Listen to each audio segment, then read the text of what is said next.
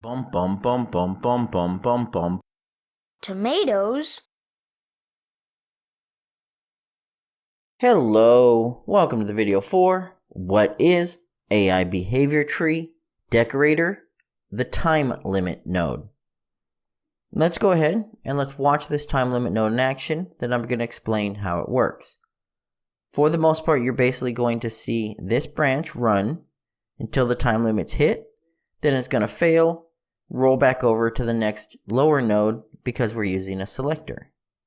Let's go ahead and run this.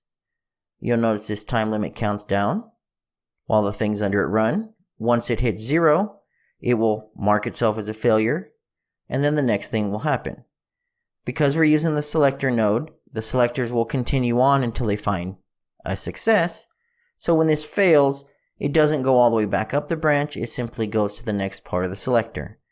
Now when this part of the branch, of course, succeeds, because it's good for 5 seconds, our selector refires and we get this to fire again, counts down 5 seconds, and then it repeats.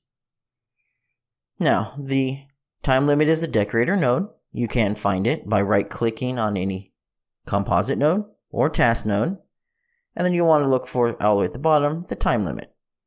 By default, it's going to come with 5 seconds, and that's really all you can adjust. You do have the observer aborts, but it is set to self and only allows self.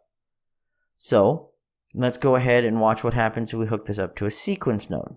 Hopefully, you should be able to determine what's going to happen before we even run this. So, the sequence node, when we run it, it's going to do the same thing as before. It's going to count down the 5 seconds. It's going to fail, but then it's going to re-trigger itself again. Keep in mind, sequence nodes continue until you get a failure, then it fails up the tree and then comes back down. And because that's happening, we're never going to see our other branches, and it's just simply going to keep repeating. So keep that in mind when you use a time limit node.